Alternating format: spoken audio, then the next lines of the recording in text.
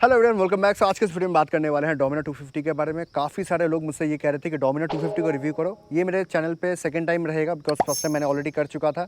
फिर सोचा कि क्यों ना इस पहाड़ों के रोड में इसको चलाते हैं, इसके इंजन स्पेसिफिकेशंस को जानेंगे, इसको आज चलाएंगे प्रैक्टिकली ऑन रोड। किस तरह के लोग इसको पसंद करने वाले हैं, किस तरह के लोग को इसको इग्नोर करना चाहिए, क्या ये टूरिंग के लिए सही में वाकई में कुछ खास है, सब कुछ के बारे में बात करते हैं। So yes, without any further delay, let's begin this review. तो दिस इज दी डोमिनार 250। ये हालांकि रेप्लिका है डोमिनार 400 का, बस इसमें कलर के चेंजेस आते हैं। ये है सिट्रस कलर में, इसका और दो कलर है जो कि रेड और ब्लैक है। हालांकि ये जो सिल्वर जो आपको दिख रहा है, ये तीनों कलर के साथ कंटिन्यू रहता है।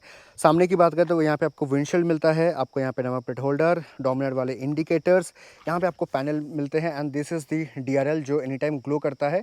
आप जब बाइक ऑन कर सकते हो तब आप उसमें स्विच है, आप या तो ये लाइट या फिर ये लाइट, आप दोनों में से कोई एक जला के रख सकते हो। इसमें आपको 37 mm के UST सस्पेंशन देखने को मिलते हैं, काफ़ी स्टिफ सस्पेंशन है। एंड यहाँ पे आपको जो है प्लास्टिक फाइबर के आपको मड फ्लैप देखने को मिलते हैं। 17 इंचेस के एलॉय है, MRF के टायर है, 180 17 सेक्शन के टायर है। एंड इसका डिस्क लेफ्ट में नहीं है, इसका डिस्क जो है मतलब मेरे लेफ्ट में नहीं है, मेरे राइट साइड में है। यहाँ पे आपको 300 mm के बाइब्रेक के डिस्क देखने को मिलते हैं। ब्रेक के बाइट्स अच्छे हैं, इनिशियल पंच अच्छा है, लेकिन ABS बहुत जल्दी किक इन होता है, ये आप याद रखना।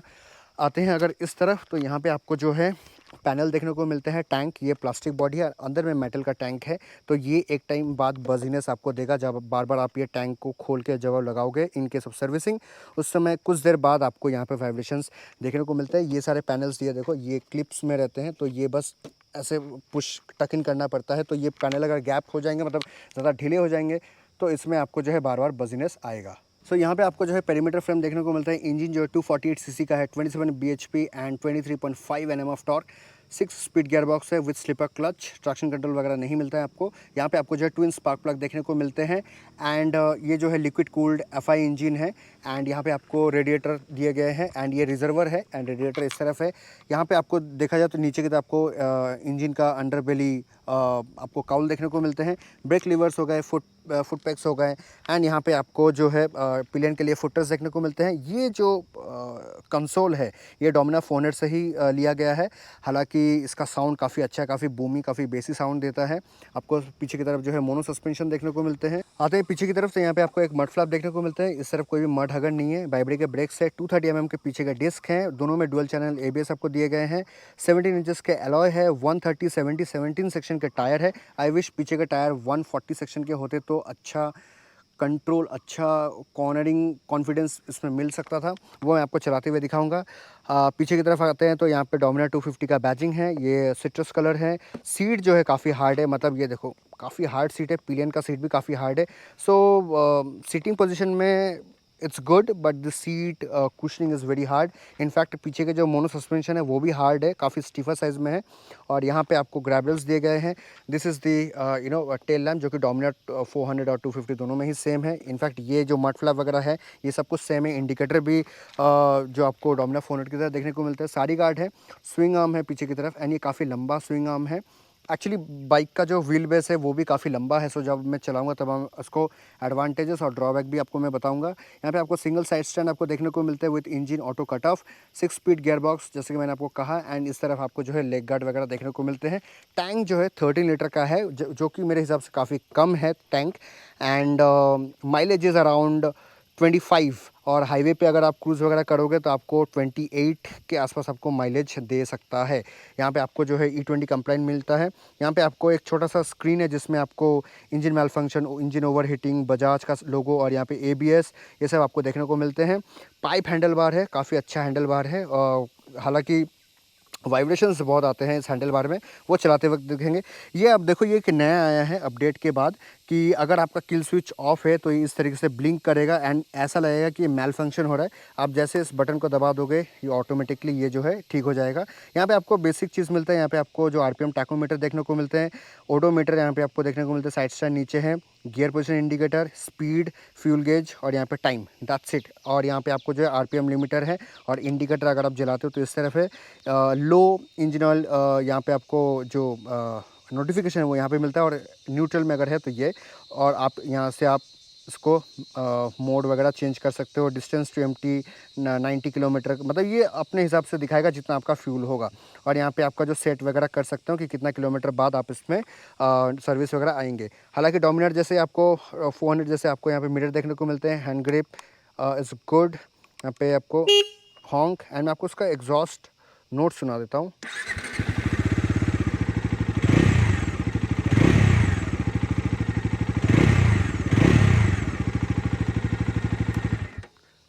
साउंड जो है काफ़ी बेसी साउंड है, काफ़ी बूमी सा साउंड है। एंड या I mean this is all about the Dominar 250। And अभी इसको पहाड़ के रोड में चलाते हैं, देखते हैं, इसका टेस्ट राइड लेते हैं और मैं आपको बताता हूँ कि ये किस तरह के लोगों को पसंद आने वाला और ये चलाने में कैसा फील करता है। Back on the road, so this is the Dominar 250 citrus colour में। इट लुक्स चंकी एंड थोड़ा पंक टाइप का कलर है। बाकी रेड और ब्लैक तो आप लोगों ने रोड में ज़्यादा देखा होगा, ये मुझे कम देखने को मिलता है। एंड अभी इसको चलाते हैं ऑन रोड। बाइक का जो व्हील बेस है काफ़ी लंबा है। It's same like as Dominar 400 and yeah this is a new sort of style that I see. अगर आप किल स्विच ऑफ करके रखते हो तो इस तरीके का ये ब्लिंक करते रहता है। एंड अगर आप इसको ऑन कर दोगे तो ये वापस ऐसे आ जाएगा। अब इसको चलाते हैं ऑन रोड। मैं आपको इसका इनिशियली मैं आपको इसका पिकअप वगैरह दिखाता हूँ, देन मैं आपको बातें करता हूँ। एग्जॉस्ट साउंड बहुत बेसी है।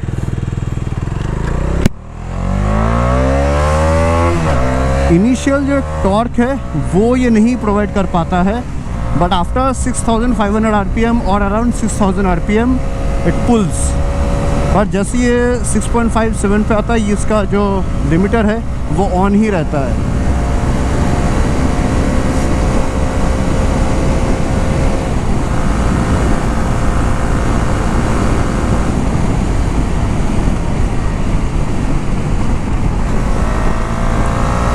अगर मुझे पावर चाहिए तो मुझे गियर डाउन शिफ्ट करना पड़ता है। ये डोमिनार 400 की तरह नहीं है कि आप 4th गियर पे भी आपने अगर थ्रॉटल घुमा दिया तो आपको जो है पावर डिलीवरी मिलता है। बिकॉज इसका जो टॉर्क है 23.5 Nm ऑफ टॉर्क है एंड 27 PS ऑफ पावर है, ये 27 bhp।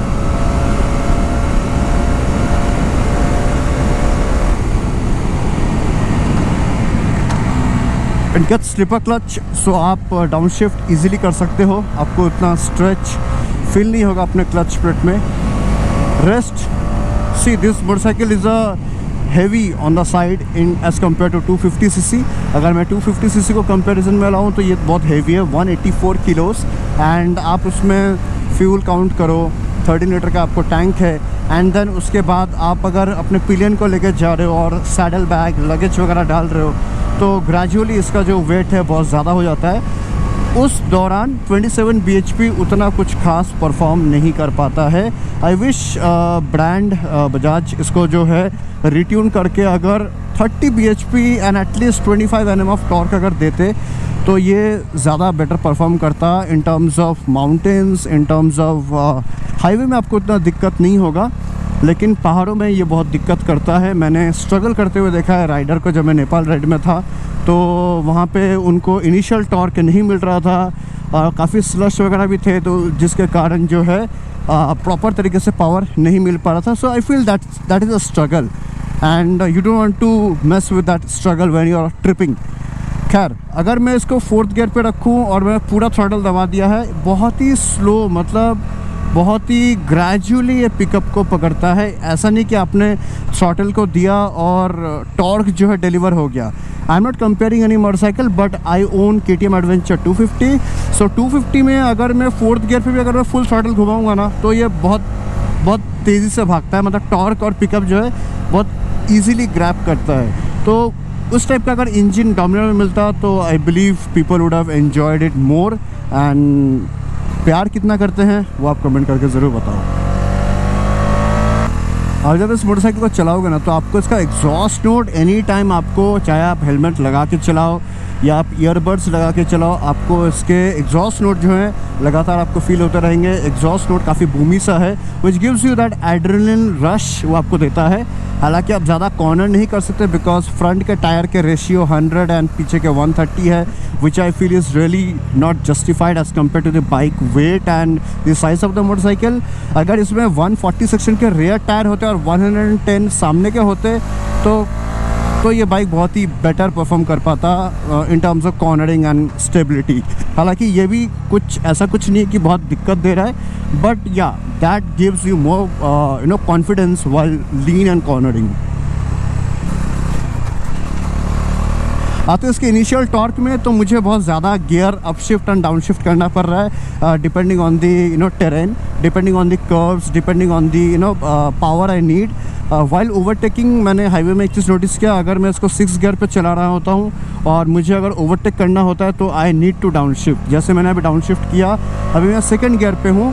2nd गियर पे ये अच्छा इनिशियल टॉर्क और पावर पुश मुझे दे रहा है, but the moment if I continue to grab this motorcycle at a speed of 45 to 50 on a 4th gear, then it will struggle to gain that power और वो punch और torque आपको नहीं provide कर पाएगा। और एक चीज़ जो मैंने नोटिस किया है कि आप जब ये मोटरसाइकिल को चलाते हो, दी मोर यू रेव, जितना इसका पिस्टन का थम्पिंग बढ़ता है उतना आपको हैंडल बार्स में फील होते हैं। हैंडल बार्स में वाइब्रेशन तो फील होते ही हैं, साथ में इंजन का जो एक बीट है, जो जिस तरीके से पिस्टन ऊपर या नीचे जा रहा है उसका एक जो बीट है, थंप, वो आपको हैंडल बार में फील होता है। तो yes, through out the time अगर आप हाईवे पे एनी टाइम आप 95, 100 या 90 पे अगर आप क्रूज़ कर रहे हो तो आपको आपका हाथ, आपके पाम में आपको बहुत ज़्यादा वाइब्रेशन फील होंगे, और ये वाइब्रेशन आपको बहुत देर बाद आपका पूरा हाथ को थोड़ा सा झंझनाहट जिसे कहते हैं हम लोग इन रॉ लैंग्वेज, वो आपको फील हो जाएगा आफ्टर दी राइड। मान लो आपने 5-6 घंटे कंटिन्यू बाइक चलाए तो आपको ये जो बजीनेस है आपके हाथों में भी आपको फील होगा, because through out the ref band ये आपके हाथों में with the handle bar, through the handle bar ये आपको आता रहेगा। सो now if I talk about the suspension, चाहे वो फ्रंट का हो रेयर का हो, फ्रंट में तो आपको यूएसडी सस्पेंशन मिलते हैं जिसके कारण आपका जो स्टेबिलिटी है काफ़ी अच्छा होता है वाइल कॉर्नरिंग, एंड चाहे आप किसी भी टेरेन से आप पास ऑन क्यों ना कर रहे हो, उसका जो एक स्टेबिलिटी होता है हैंडलिंग का, उसमें आपको बहुत अच्छा कॉन्फिडेंस मिलता है।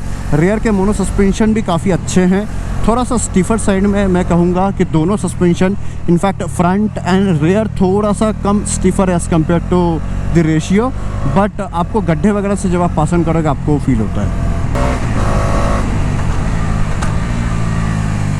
सो इसमें आपको स्लिपर क्लच मिलता है, you can downshift as I already mention previously, and रहा बात सस्पेंशन का ना, मैं कहूँगा आप जब बहुत एक्सट्रीम गड्ढे वगैरह से जाते हो ना, आपको फील होता है कि डैम्परिंग पीछे का सस्पेंशन में है नहीं, सीट काफ़ी हार्ड है। मैं ये नहीं कहूँगा बहुत एक्सट्रीम लेवल पे हार्ड है, मतलब 6.5 लेवल तक ये हार्ड है आउट ऑफ 10, बिकॉज आपका सीट हार्ड होने के कारण आप जब कॉर्नर वगैरह करते हो, गड्ढे वगैरह आते हैं, रेलवे ट्रैक्स वगैरह, जो भी मुझे फील हो रहा है यहाँ पे मुझे फील होता है कि हाँ, अगर सीट थोड़े से सॉफ्टर साइड में होते हैं तो ये this bike could have managed the stress more better.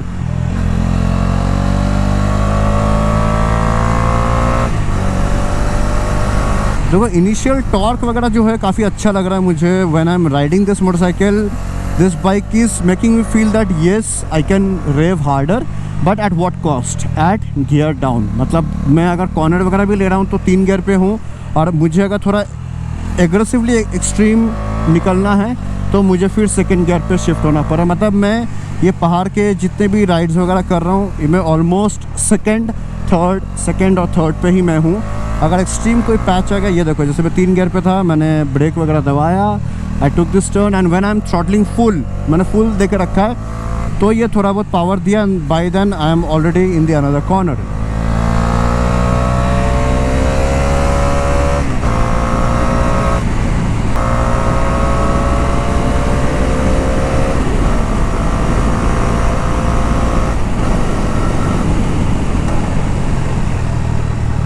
So now if I talk about the brakes, brake के बाइट सामने के तो मुझे काफ़ी अच्छे लगे।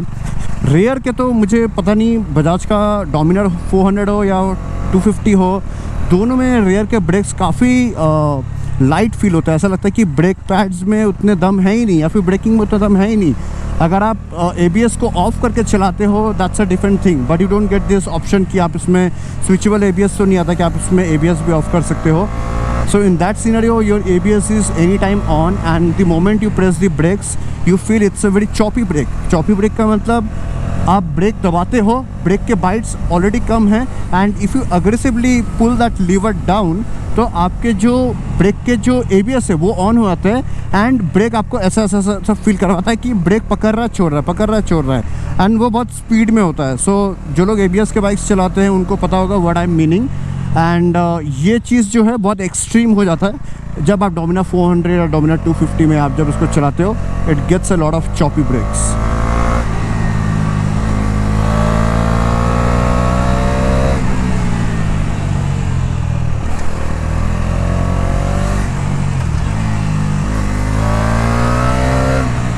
देखो no doubt sound is very good, it's very soothing when you are taking a corner around the walls. Sound reflect होके आते हैं आपके कानों में, it gives you that adrenaline rush. Tyre के साइज़ बड़े होते तो शायद से मैं और ज़्यादा लीन कर पाता, बट ये जैसे ये गड्ढे वगैरह जाते हैं तो ये पूरा स्ट्रेन मेरे बैकबोन पे आता है, मेरे पीठ में आता है एंड मुझे वो चीज़ फील होता है कि हाँ यहाँ पे जो है सस्पेंशन का हार्डनेस तब मुझे फील होता है जब मैं कोई ट्रैक या गड्ढे को क्रॉस ऑन करता हूँ।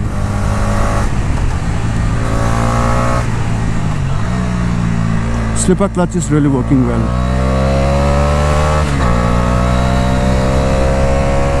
देखो अभी जस्ट मैं चौथे गियर पे आया हूँ। So you have to rev hard if you want to constant that speed. अगर आपको कांस्टेंटली वो स्पीड चाहिए तो आपको तो कम गियर पे ही रहना पड़ेगा।